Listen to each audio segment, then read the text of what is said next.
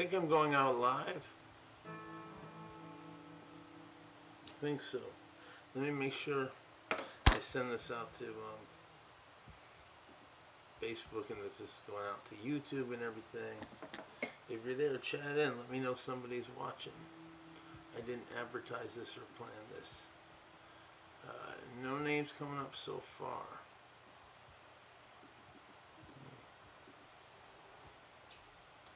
Here we go. I guess it is going live. Sorry people, give me a minute. Just want to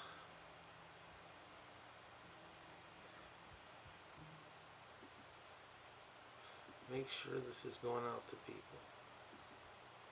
Alright, I didn't expect to have this much trouble. Alright, sorry people, give me another second. A few seconds.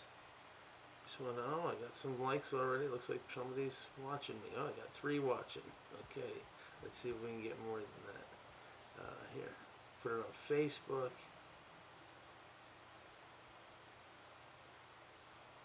Yeah, I just had trouble with all setting these things up lately. So rather than try to pre-do it, I did the easier way, which is just to go on.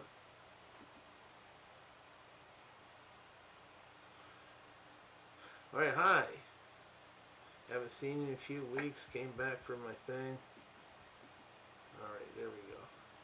Now we're on Facebook. That's taken care of. And let me close this here. Okay.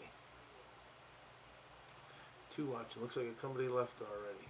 Sorry about that. Anyway, oh, who we have here? Hey, no, good to see you. Hello. Hi, Ingrid. Hello, Melissa. Hi, good to see you all. Good to see you. Hope some more people come by.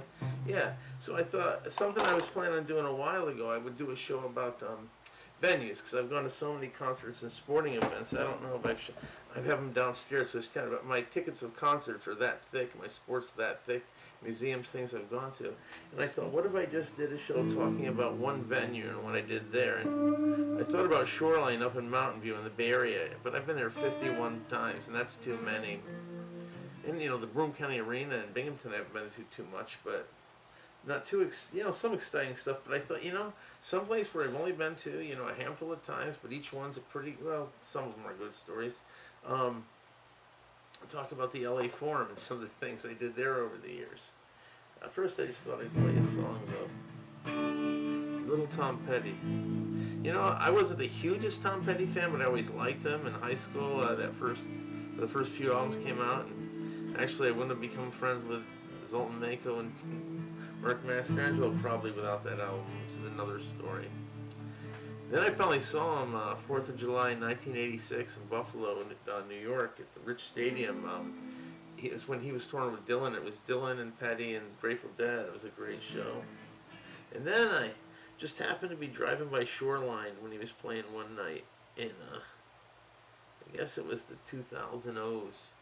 And Jackson Browne opened, and I stopped in and I saw him. And Jackson Browne was great. I just got a lawn seat, and Jackson Browne brought out Bonnie Raitt, which was at least the 3rd time I've seen him bring her out when I've seen him play. He always does that.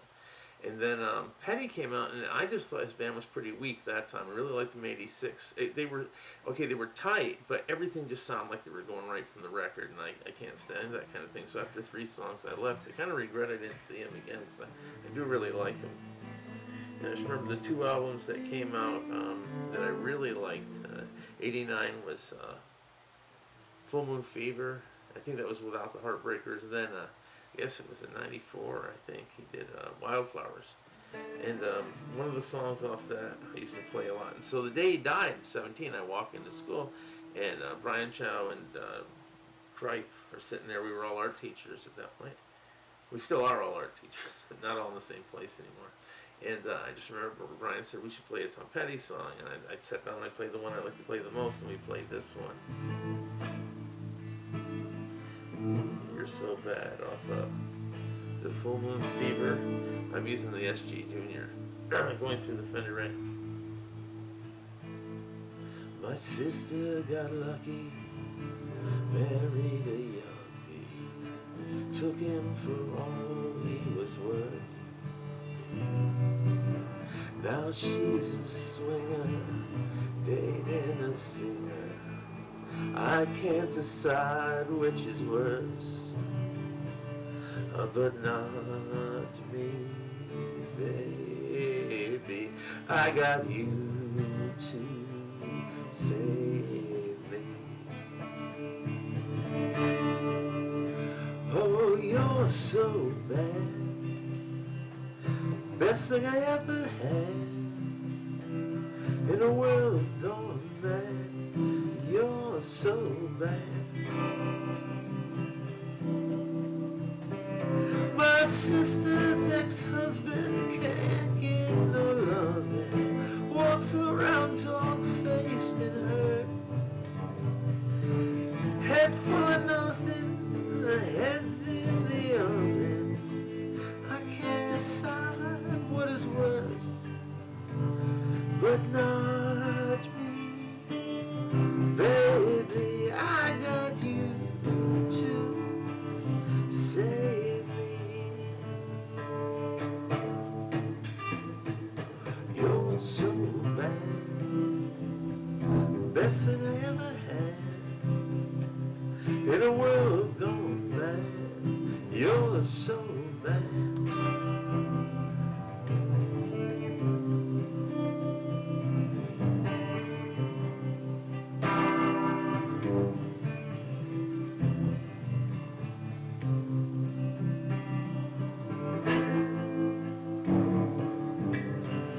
There you go, a little bit of Tom Petty there. Let's see what I've got people writing here. Hello, you did really good. Thank you, Edgar. Yay, loving this. Thank you. No. So, maybe I'll play again a little bit. Yeah, Tom Petty died. That was a surprise. You know, he did some great stuff with the Traveling Wilburys. They were all friends. You know, Bob Dylan, George Harrison, and Roy Orbison, and Jeff Lynne. And God, they're all dead now except for Bob Dylan and Jeff Lynne. So anyway, well, at least one of those people will come up in my story. So, 1983, my junior year of college, and I was having a great time at Syracuse University. But junior year had been kind of rough. Broke up with a couple girlfriends, and just ran into some trouble. I got in some trouble. My grades were really bad. It was just, it got done a little too much, too craziness. Oh wow, sorry to hear that. Oh no, wait, no, the story gets fine. It gets better. I mean, I went back to Syracuse and finished it, but I decided to take a year off. And my friend Zoltan from high school, we'd gone to Union Endicott High School. My best friends then were, I had a group of friends. But anyway, Zoltan and I were friends, and he went to Buffalo, and after a year he had moved to Florida with another friend of ours, Mark Mastrangelo, and Donnie and Dave Webb had gone down there anyway. So they'd gone back and forth, and I decided to take a year off from school, and I decided I was going to go see if I could be an actor or a movie star or a writer or something in LA or Hollywood. And Zoltan wanted to do the same thing. He wanted to be a guitar player. You know, he had his hair real long. He had his Les Paul, both the acoustic and the electric, and he had learned he could play Van Halen or some of the Led Zeppelin riffs. Like, that's something I never did, was learn riffs or imitate riffs. But a lot of the great guitar players learn that way. But Zoltan could do it so you wouldn't even know you weren't hearing the real thing. He really could do that a lot. So he wanted to come out here and be a guitar player. Maybe we could be in a band. I played a little guitar. I thought I could sing. I really couldn't sing that well. But anyway, neither of us had been west at all of the East Coast. Our whole lives had been on that little strip of the East Coast. In fact, just that corner of the East Coast up, New Jersey, Pennsylvania, New York. I had gone down to Florida a couple times to see my grandmother, so I had gone through that. And a trip to Myrtle Beach, which is another funny one we did in high school. It was the first road trip we took. But anyway, Zoltan and I said we wanted to see the rest of the country. We wanted to see California. We wanted to see the desert. Now, this was in '83, so you got to remember, there weren't even things like Taco Bells back in the East Coast. There weren't even like, not that I would eat one now, but so there weren't even like, we knew what a taco was because that was like a special thing in the cafeteria once or twice a year. But we didn't know what a burrito was. We'd never even seen, Mexican people, really. We'd seen, Puerto Ricans, Hispanic people. We'd never seen that whole culture that is so much part of LA. The food, just the language. We'd never seen a desert. And so that's a whole. I'll tell the adventure getting out there. That was something. It was the two of us. We had a few $100. We were in a van. No cell phones. Then obviously we had no credit cards. We had no radio. We had one cassette. We passed back and forth with headphones with Robert Plant's Big Log, and it talks about going through the desert. And that was our first excursion. Anyway, that's a whole nother story. I can go on forever of the things we learned and saw. Stopped and saw cousin on the way. That was an adventure. But anyway, we get out there and get the point was I went to a lot of concerts when I lived in LA and had a lot of adventures. But anyway, it's a whole nother thing. The first concert, I don't know if it was the first one I saw in LA, but one of the first ones we saw, Zoltan and I really wanted to go. We obviously were both fans of Eric Clapton, and we'd seen him in Binghamton, and Jimmy Page and Led Zeppelin and Jeff Beck. Well, the Arms Festival was held in LA at the Forum in 1983, December. So we had we just moved out there, I think, that summer. So we'd only been there, and we had this crappy little apartment. And this was a lineup at the Forum. It was raising money for muscular dystrophy, because Ronnie Lane or was it multiple sclerosis? It was multiple sclerosis. So Ronnie Lane from the Faces had multiple sclerosis. Oh God, I've gone to so many concerts for asking. Are there still people watching out there? It doesn't look like too many. But anyway, this concert, it played in London, it played in New York, it might have played a couple other areas. One was in LA. All these Ronnie Lane friends came. So it was Jimmy Page from Led Zeppelin, it was Eric Clapton, and Jeff Beck, the three great guitar players from the Yardbirds, even though they weren't in the band at the same time. So you have these three great guitar players. The rhythm section, Charlie Watts and Charlie Watts and Bill Wyman from the Rolling Stones. Kenny Jones, he'd been on The Who. Ray Cooper from Elton John's band. The vocalist was Joe Cocker. I feel like I'm forgetting somebody. So it was quite a lineup, and so Zoltan and I went. And so we got to see all those people, but it wasn't just seeing them, it's seeing them together. I don't know if you can even see the ticket, it's too bright. It's this orange, one of those old ones. Ronnie Lane's Appeal for Arms, Action. So it was $20 to see all those people. This was December 5th, 1983. Section 13. Yeah, we had pretty good seats. And it was great, because first Clapton came out and played, and he brought Joe Cocker out to be part of his band, and he was backed up by the guys from the Stones and the Who and all that, and Clapton was great. And then Beck comes out with Jan Hammer, remember from the Miami Vice thing? They were. He was also from the Mahavishnu Orchestra. He's playing his portable keyboard, and I think Simon Phillips on drums. That was really cool. But the highlight was Jimmy Page, because he hadn't been in the public eye much since Zeppelin had broken up at that point, since John Bonham died. And he came out with, did some instrumental, but then he brought out Paul Rodgers, the lead vocalist from Bad Company, who I ended up seeing many times over the years. They ended up forming the Firm later, and they did a bunch of songs, but it ends with Page doing instrumental, and you can see this on YouTube, but not from the LA show. You can see it from the New York show. It ends at Page is doing instrumental Stairway to Heaven, so obviously everyone's going crazy. And just when it hits the crescendo, Clapton and Beck come out with them, so it's all three of them doing this Stairway to Heaven thing. Although Page is just doing these kind of random rhythms. And then right when they hit the end of that, Clapton whips into Layla, and they end it by all doing Layla, and then they haul Ronnie Lane out, who can barely move, and he does Little Help from My Friend. So that was my first time in the LA Forum. I hope that was a little bit interesting. Zoltan and I went. It was pretty cool. No portable keyboard. We should have concerts. Okay, is anybody still watching? Any questions about anything? I'm here. Ingrid, I hope you're doing well. Melissa, so glad you came back. Hope I didn't miss anybody. So that was 93. I didn't go again for 3 more years. No, I think I went more, but I was a big basketball fan, and me and Donnie, Mark Master and Angelo, we were so into it, we collected the cards. We could have told you the starting 5 of any team in the NBA. It's when the Lakers and the Celtics were having that great rivalry. Not the first time in history, but we were right there, and we'd go to games often. But mostly we'd have to go to see the games at the sports arena where the Clippers played, because there were tickets.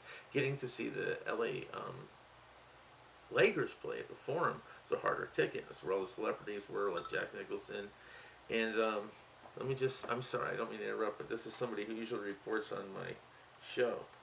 Oh, they said they know him on. When? Now, I bet right now. Now. Okay, they were supposed to be checking for me. Okay, so I haven't followed basketball in a while now.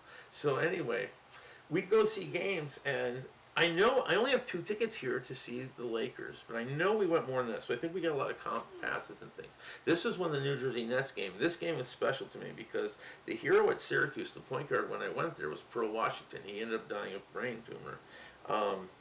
And this was March 14th, 1988. He'd been drafted by the Nets, and he was Rookie of the Year. And this was him coming to LA to play the Lakers. So I was real excited to see him play. Of course, the Lakers won, but it was still great to see Pearl play there. Now, this is the great one. This was that season. This is 87-88 playoff game. Can you imagine this? I don't know if you can see the ticket. 87-88 playoff game. If you look at the picture that kind of describes that comes with this video when we're done, if you look on YouTube, that has a clear picture of the tickets. This was to an 87-88 finals game, not a playoff game. It was a world championship game between the Lakers. That was Kareem and Magic and Worthy and Byron Scott and AC Green and all those guys. And against Detroit when it was Isaiah Thomas, Lambeer, Rodman, Sally, Vinnie Johnson. I know I'm missing, what's his name? They traded him to Dallas, or from Dallas. So anyway, that guy was there too.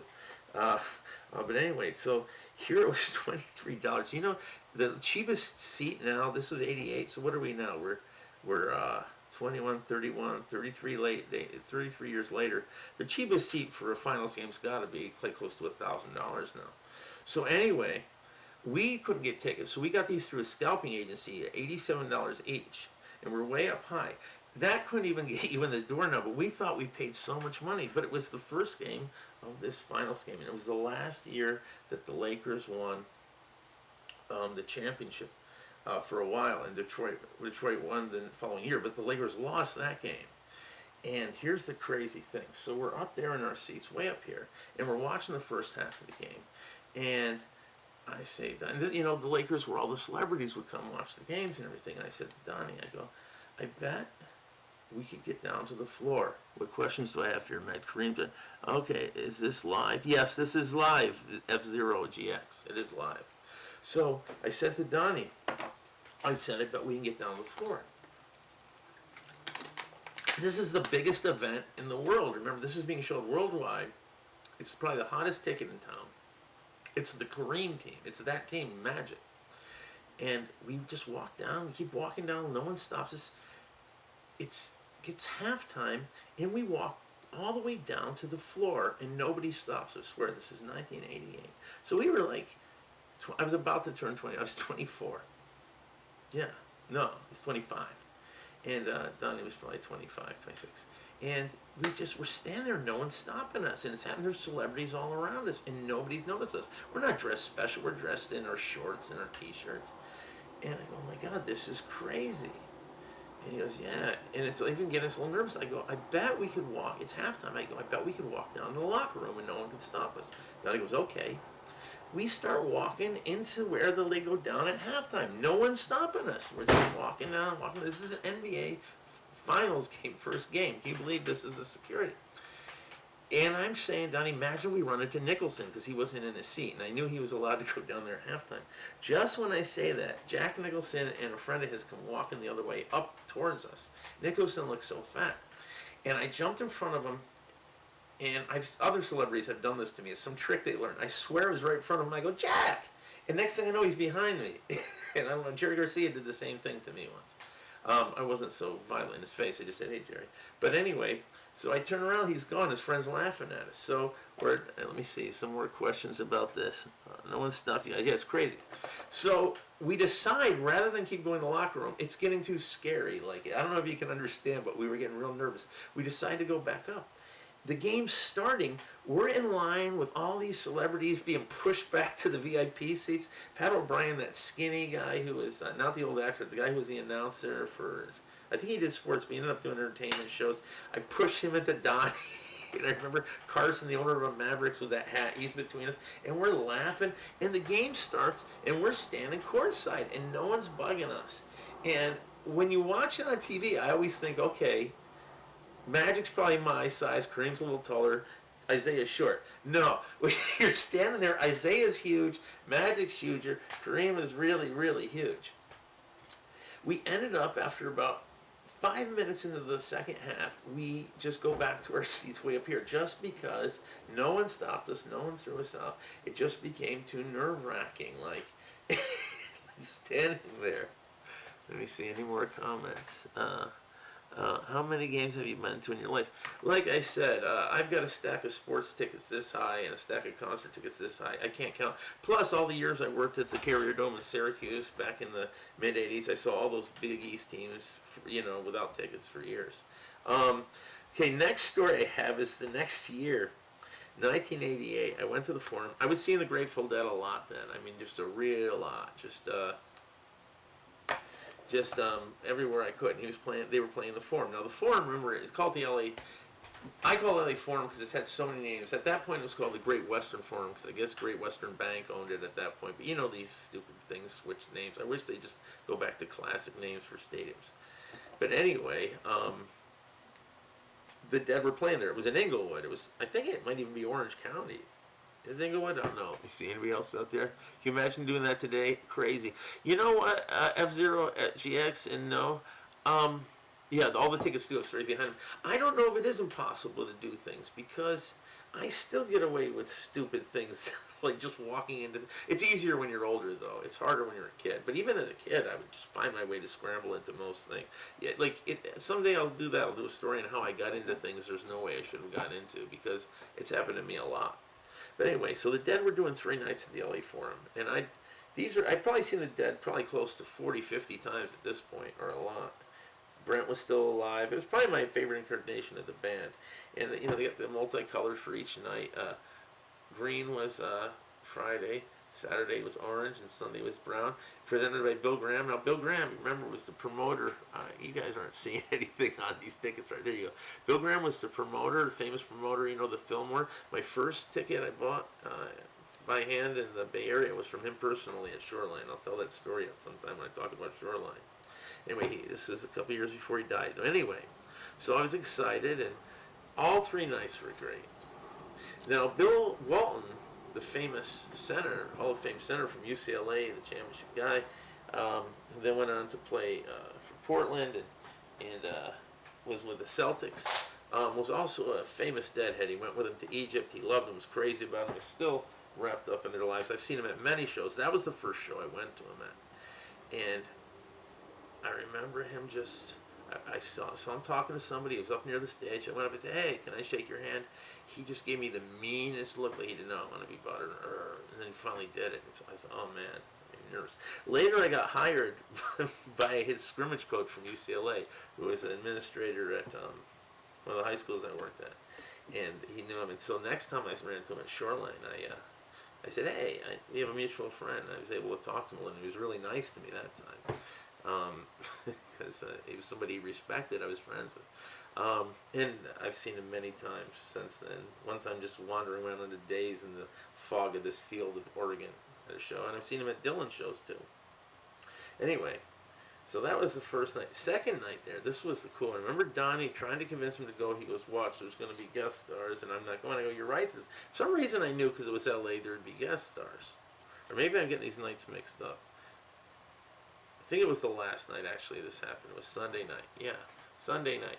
The brown ticket. So Donnie didn't go. We were roommates. That was when we were living out in Newhall. First, Spencer Davis comes out from the Spencer Davis group, and it was really cool. He did "I'm a Man" and some of the song with the Grateful Dead. It was really good, and he leaves.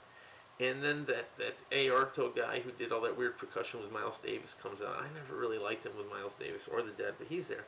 So when they come back out, they put a third mic on the stand, and Dylan comes out for the second set. And that was really cool because, Dylan, I'd seen him with them. They did that tour with Petty 2 years before, and then the year before they did the Dylan and Ed tour where they played together all the time at Anaheim. And this was kind of, I think, part of the reason they did this because this was when the live album from that was coming out. And it was cool because Dylan plugged in and just sang along to the Grateful Dead songs, except for Memphis Blues Again, which Bobby mostly sang. So he was really just incorporating the band. They go into drums and space some more. He comes out for the encore, and they do Not Fade Away into Heaven's Door, and he sings that, and it was great. What I didn't know till years later, I knew he had asked, I'd heard rumors he had asked to join the Grateful Dead after that, because, that's when he started the Never Ending Tour that's still going on. He hadn't played live much for years, but being with Dead inspired him. he had asked that night of this show afterwards if he could join the band. And they all said yes, I think out of obligation, except for Phil. Phil blackballed it, and he was allowed to. So, and and that'll go with Phil. I love Dylan, but I don't think it would have been. It's good to see once in a while, but the Dead, it would have anchored the Dead down, and I don't know what it would have done for Dylan. Because Dylan followed with all those great shows in the '90s and the aughts with those great bands he had. So, really glad it didn't work out that way.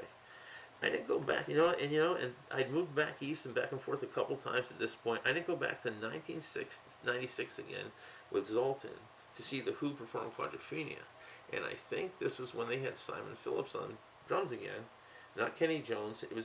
Or it might have been Richard Starkey at that, Ringo's son. And I'd seen them since do a rock and roll version. And John Entwistle was still alive then. This is probably my, I think, third or fourth time seeing the Who. It was Zoltan's first, but it was really lousy because they had a play kind of going on of Quadrophenia. They had a video going on trying to act it out. They had Larry Gitter playing the rocker and Billy Idol playing the bellboy. It just really wasn't good. And then whenever they tried to do productions, I saw Neil Young do that Greendale. It was awful. The great part was the encore. They come out with Daltrey alone on electric, doing the beginning of Who Are You, and then Townshend and Whistle join him. And I don't remember what the other two songs were for the encore. I think Behind Blue Eyes and Won't Get Fooled Again, I think. Anyway, that was a great encore, but the show itself was pretty bland. Next time I went was a year later, 97. I was married at the time, and my wife Elizabeth loved ice skating. And my surprise birthday present for her was we went to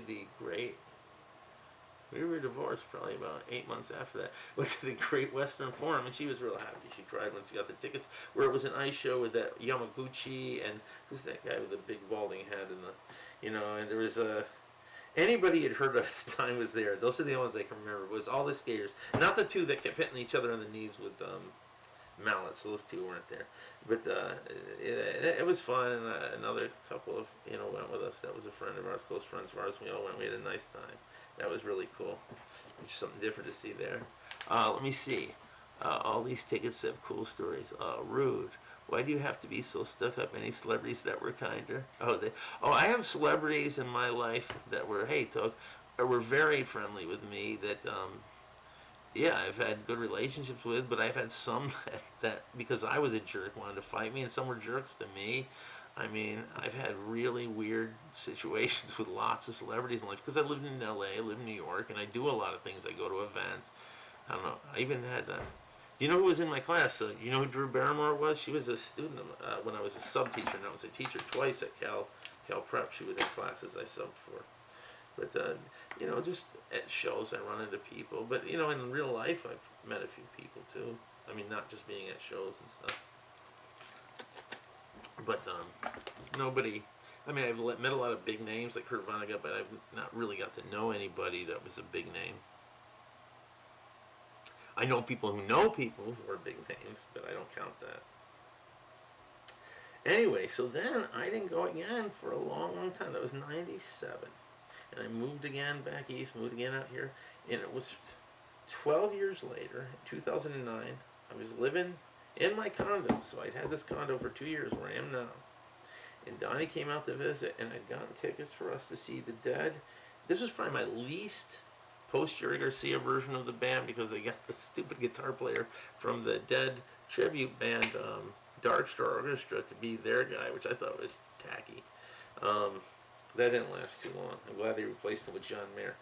And this was an evening with the Grateful Dead, live at the Forum, February 18th, 2009.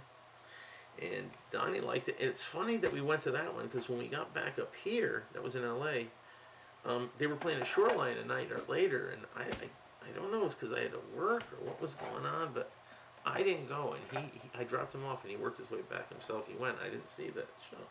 So anyway, that's everything I saw at the LA Forum. I thought that was I thought that was an interesting way to kind of run a show for a change. And, maybe I'll do more. Like, I think Ring County Arena would be an interesting one. Like I said, I've got places like the Shoreline where I've seen 51 shows. That would just take too long.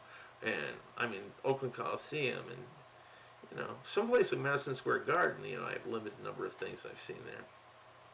Or I should go on about, you know, I spent 2 summers going to all the ballparks, doing all that. Got almost all of them. All right, I think I'll call it. And I'll do one more song. Any requests or anything? Let me see. Any question? Any requests for a last song? God, I look so red. I am red. I don't know, but I look worse in the film. Any requests for a last song? No? Okay, I'll think of something on the SG Junior.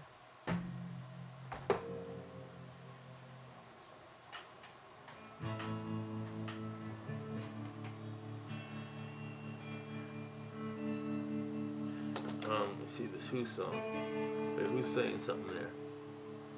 I want to do one of my favorites. Okay. I did this one a couple years ago, The Who. What's this saying? How's everything? Oh, everything's fine with me. The Who. I don't mind other guys. Oops. I don't mind. Sorry. I don't mind other guys dancing with my girl. Bells chime. I know them all pretty well. And I know sometimes I must get out of the light. Better leave her behind, 'cause the kids are alright. The kids are alright. Sometimes I feel I better get away. Bells chime. I know I better get away. And I know if I don't, I'll go out of my mind. Better leave her behind. With the kids, they're alright. The kids are alright.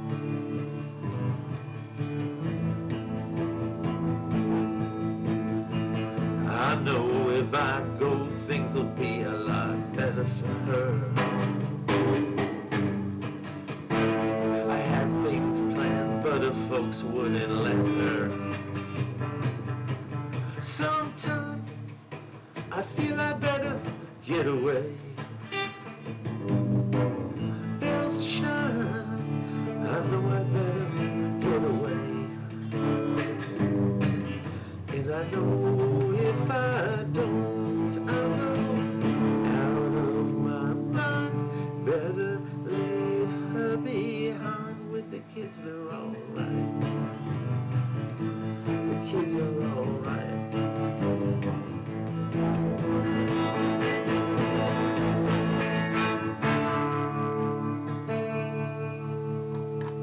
Alright, there we go. Now this one I bought used. It's from '91, I think. I bought it a couple years ago. It's actually one of my cheaper guitars, but it's one of my favorites to play. It just feels the best. Like this one was, I mean, it's not cheap, but it's under $1,000. You know, it's not like one of those really schmancy ones I have, but it's got a real good sound to it. Alright, any other questions or anything before I go? Maybe I'll come back next week if I feel up to it. I never saw that class. No. Alright, anybody else out there? No, I don't think I ever brought any electrics in. Okay, everybody. I will say goodbye. Yes, and that wasn't even one of the good ones. F0 at GX. Okay. Alright, guys. Take care. Yeah, I know F0GX is obviously one of my students, but I can never remember who it was. Alright, and they won't tell. They're a mystery. Have a good night. See you guys later.